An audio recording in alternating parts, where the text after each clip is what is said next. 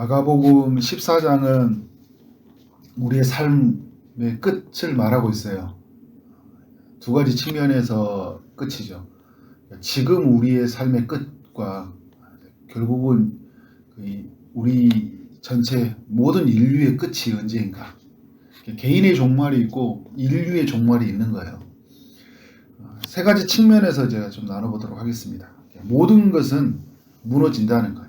개인의 삶에서도 모든 것이 무너지잖아요. 가지고 가는 게 하나도 없잖아요. 가지고 갈 수 있는 것은 믿음밖에 없으니까요. 그리고 또 우리 주변에 있는 삶에 무너지잖아요. 우리 주변에 영원할 것 같이 보였던 것들이 무슨 사고가 난다든지 아니면 시간이 오래전부터 있었는데 우리 때에 무너지는 것들을 보게 돼요. 그리고 이제 궁극적으로 다 무너지게 되는데 이 땅에 세워졌던 모든 것은 다 무너진다. 바벨탑이 아무리 높아도 다 무너지잖아요.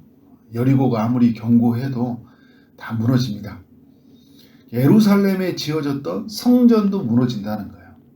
제자들이 이 성전을 보면서 이 돌들이 어떠하여 이 건물들이 어떠하나이까 하니까 예수님 뭐라고 2절에서 이 큰 건물들을 보느냐 돌 하나도 돌 위에 남기지 않고 다 무너뜨려지리라. 그래서 모든 건물이 무너지는데 하나님의 지어진 이 성전도 무너진다는 거예요.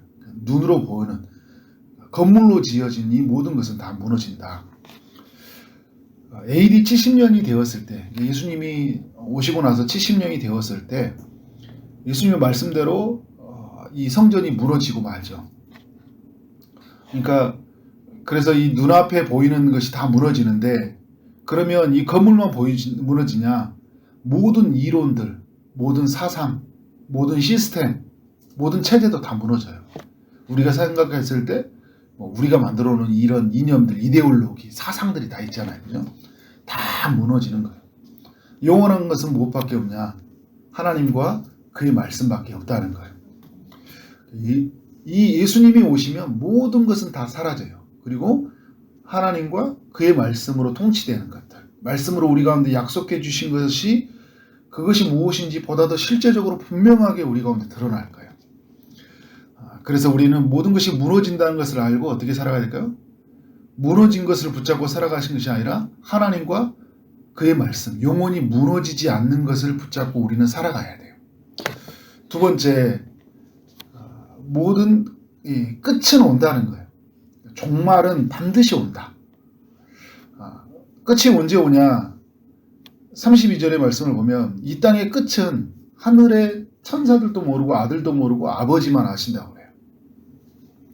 35절을 보니까 이게 아침이 올지 저녁이 올지 새벽이 올지 언제 올지 모른다고 합니다. 반드시 끝은 온다.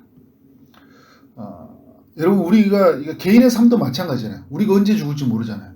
아침에 죽을지 잠자다 죽을지 그죠? 어떻게 우리의 인생의 개인의 종말이 올지 몰라요. 근데 우리 인류의 끝도 언제 올지 몰라요. 그런데 반드시 온다는 거예요. 우리 살아갔던 사람들 100세가 넘는 분들도 보면 장수한다고 했는데 그분들이 하는 고백이 뭔지 알아요? 인생이 하루같이 지나간다고 그래요.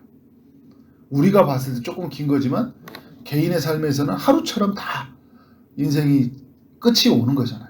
우리도 여러분 어느 순간에 오다 보니까 나이가 50대, 60대, 70대, 30대, 40대 이렇게 다 되어버렸어요. 이처럼 예수님은 예수님이 오실 때 끝이 오거든요. 예수님이 처음 오셨을 때가 초림이라고 해요.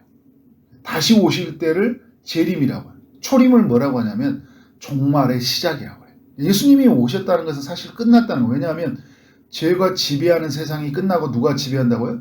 은혜가 지배하는 세상이 시작되어진 거잖아요. 하나님의 나라가 시작이 되어진 거예요. 전에는 사단의 나라, 세상의 나라였어요. 사단이 주관하는 세상의 나라였는데 예수님이 오시면서 하나님의 나라가 시작이 되어졌어요. 그리고 예수님이 다시 오시면 하나님 나라가 완성이 돼요. 종말이 완성이 되는 거예요.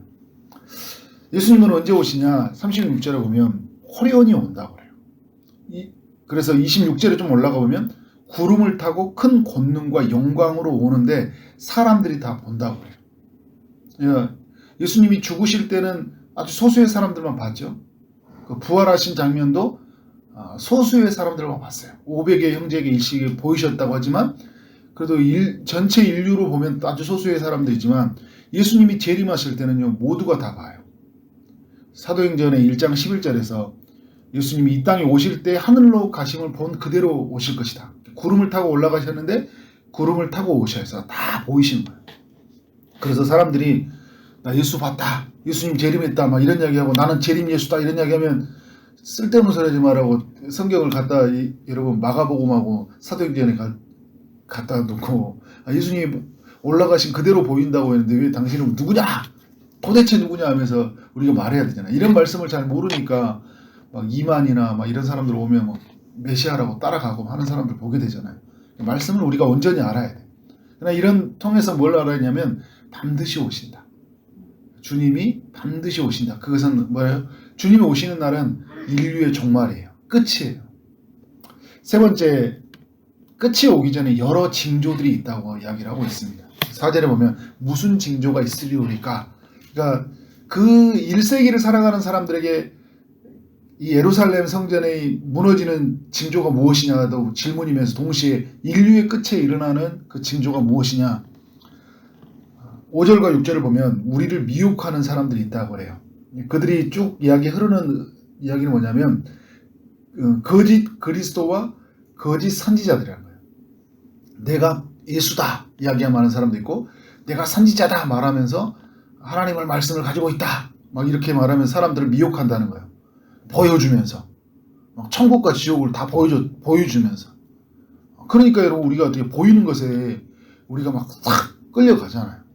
내가 봤다고 하고 이게 맞다고 하고 나는 계시를 받았다고 하고 내가 참된 것이라고 이야기하고 이렇게 한다는 거예요. 근데 그런 사람들 보면요 막 굉장히 부드러워요. 굉장히 멋있게 젠틀하게 막 이단들 이야기하면 막 무섭게만 생각하잖아요. 굉장히 또 교묘하게 사단은 광명한 천사처럼 우리를 미혹해요. 그럴 모든 이론들을 제시하고 이야기하면서 그래서 원숭이 뭐 똥구멍은 빨개 그래서 빨간 것은 사과 그렇게 쭉 가죠. 사과는 맛있어 맛있는 거 바나나 비행기로 가버리잖아요. 그죠? 그래서 원숭이와 응댕이와 비행기가 일치되지 않는데 뭐 어떻게 돼요? 논리로 따라가니까 그게 일치된 것처럼 보이잖아요. 이단들은 보면 별의별 이야기로 미혹을 시켜가지고 원숭이 응댕이하고 비행기하고 같이 일치를 시켜서 어떻게 돼요? 미혹시키는 거예요. 아 그래 맞아 비행기 타고 가자 이렇게 갑자기 이상한 이야기로 가는 거잖아요. 근데 사람들이 속는다니까요. 그럴듯해 미혹해가지고 또 민족이 민족을 나라가 나라가 대적하는 일이 일어나고 곳곳에 지진이 일어나고 기근이 일어나요. 지금 막 일어난 일들 보면 그죠? 가난, 기근, 전쟁, 분쟁 계속 우리가 기도하는 거 뭐냐면 그런 기도 속에 이런 기도를 하는 건 뭐냐면 그런 아픔 속에 살아가는 사람들을 긍휼히 여겨달라고 기도하지만 지금 이 시대가 어떤 시대예요? 종말의 시대를 살고 있다. 더욱 가까이에 살고 있다는 것을 우리가 보는 거죠. 믿는 자들에게 핍박이 있을 것이다. 9절 이후부터 쭉 이야기를 하고 있어요. 미움을 받을 것이다. 그리고 14절부터 19절은 환란이 일어나는데 창조하신 때부터 지금까지 이런 환란이 없었다고 해요. 여러분 노아의 홍수 엄청 큰 환란이었죠. 소돔과 고모라 불로 임하는 엄청난 큰 환란이었어요. 24,000명이 막 연병이 걸려서 죽기도 하는 엄청난 그 시련이었죠. 이스라엘에게도. 다윗의 때 그 인구조사해가지고 막 7만 명이 죽어나는 일들 엄청난 일이에요. 전염병이 일어나서 우리 인류 역사도 여러분 막 갑자기 생각 안 나네. 막 이런 여러 가지들이 패스트가 오고 이럴 때 엄청난 사람들이 죽고 수천만 명이 죽었어요. 전쟁으로 어마어마한 사람들이 죽었거든요. 그런데 비교할 수 없을 만큼 엄청난 환란이 찾아온다는 거예요. 1945년에 그 히로시마의 원자폭탄이 터지고 막 엄청난 일들이 일어났어요. 그런 환란은 비교할 수 없는 환란이 찾아온다는 거예요. 이게 언제 일어나냐? 종말이 오기 전에 일어난다는 거예요. 이 징조는 역사 속에 일어났고요. 지금도 일어나고 앞으로 더욱 강하게 일어나. 이게 이제 요한계시록과 연결해 보면 그 4분의 1, 3분의 1, 1분의 1, 일곱인, 일곱 날파, 일곱 대접 이런 이야기를 해요. 점점 어떻게 한다는 거 종말이 가까울수록 이런 게 더 강하다는 거예요. 근데 세상이 일어나 보면서 세상이 왜 이래 이 정도로 사람들하고 이야기로 우리가 같이 동요되는 게 아니라 주님이 오실 때가 가까이 왔구나. 자, 그러면 이러한 때 우리는 어떻게 살아야 되는지에 대한 중요한 태도를 이 마가복음 13장이 이야기하는데, 소극적인 태도와 적극적인 태도를 이야기해요. 소극적인 태도는 뭐냐면 5절에 보면 미혹을 받지 않도록 주의하라. 그리고 9절에 보면 스스로 조심하라는 거예요. 그러니까 자기 스스로 안에서 이것을 인식하고 자각할 수 있도록 말씀에 대한 분별력을 키워야 되죠. 영적인 근육을 키워야 돼요. 이거 모르면 뭐 어떻게 하는 거예요? 사람들이 말하면 그런가? 저 사람이 말하면 나 천국 봤다 보니까 봤어? 저기서 예수님 봤대? 막 이렇게 하고 전혀 뭔지를 모르는 거예요. 똥인지 된장인지. 스스로 조심하라. 주의하라. 그리스도로가 말하는 있다면 믿지 말라는 거예요. 그래서 23절에 보면 거짓 교사, 거짓 선지자들을 삼가라. 스스로 삼가할 수 있는 분별력이 있어야 되죠. 말씀에 대한 배움이 있어야죠. 다른 여러 가지 정보들을 배우는 것보다 하나님의 말씀에 대한 분명한 지식과 하나님께서 우리가 주신 그 뜻이 우리 안에 채워져 있어야 되겠죠. 그러면서 또 소극적인 뭐냐면 우리가 핍박과 어려움들을 당할 때 끝까지 견디라는 거예요. 동화되지 말고 그냥 포기하지 말고 끝까지 참으면 반드시 주님이 오신다는 것을 우리에게 알려주고 있어요. 그러니까 늘 우리는 어떻게 돼요? 참아야 돼요. 그래서 주의하고 조심하고 삼가하고 견디는 것이 굉장히 중요해요. 이게 우리가 방어적인 삶이잖아요. 근데 방어적인 삶으로만 보여준 게 아니라 오늘 말씀은 적극적인 삶도 이야기하고 있어요. 그러니까 10절의 말씀을 보면 이런 이야기하고 있어요. 또 복음이 먼저 만국에 전파해야 할 것이니라. 그러니까 여러 일들이 온다고 해서 끝은 아니에요. 진짜 끝은 언제예요? 복음이 전파될 때가 끝이에요.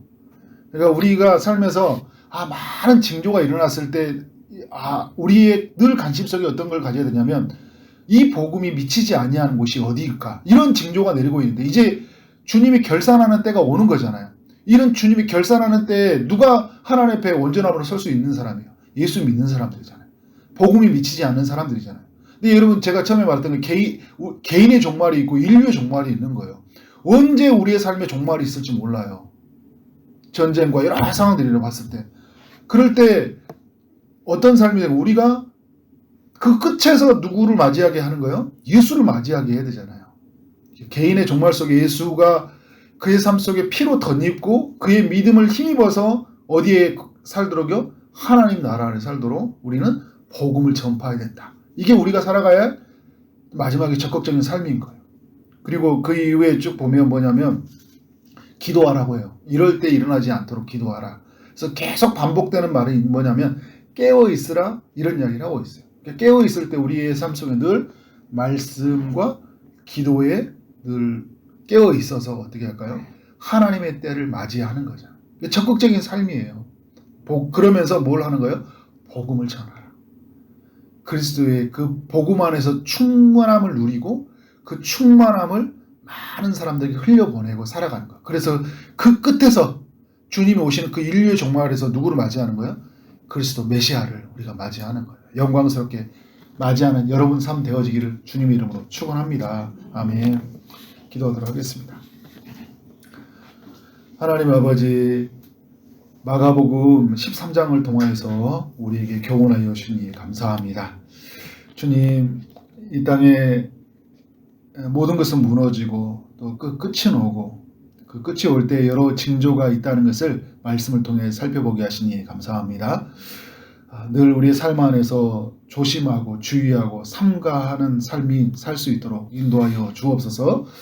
무엇보다 하나님의 그 마지막 때를 바라보면서 아직 믿지 아니하는 사람들을 향해 예수 그리스도를 선포하는 삶이 될 수 있도록 인도하여 주옵소서. 우리 가장 가까이 있는 가족을 깨우게 하시고 또 우리 이웃들 또 먼 열방 속에 있는 땅끝에 있는 사람들을 복음으로 이끌 수 있는 하나님의 사람들 될 수 있도록 인도하여 주옵소서. 하나님, 오늘 이 대통령 선거가 있는데 하나님께서 친히 이 땅 가운데 함께 하시고 우리 믿음의 사람들이 하나님 선한 분별력을 가지고 하나님의 뜻에 합당한 사람을 뽑을 수 있도록 인도하여 주옵소서. 주님이 이 나라를 주관하여 주옵소서. 오늘도 주의 응답을 기다리는 이들에게 찾아가셔서 주님이 일하여 주실 줄 믿습니다. 육체의 아픔 중에 있는 성도님에게 찾아가셔서 치료의 광선을 비춰주시고 고쳐 주옵소서. 취업을 준비하고 결혼을 준비하고 임신을 준비하고 출산을 준비하는 모든 성도님들에게 은혜를 베풀어 주옵소서. 오늘 하루 만나는 모든 사람들에게 주의 사랑이 흘러가기를 원합니다. 주어진 일을 최선을 다해 일하게 하심으로 말미암아 하나님께 영광이요 우리 모두에게는 큰 기쁨이 되는 하루 되게 하여 주옵소서. 예수 그리스도의 이름으로 기도를 쌓옵나이다. 아멘.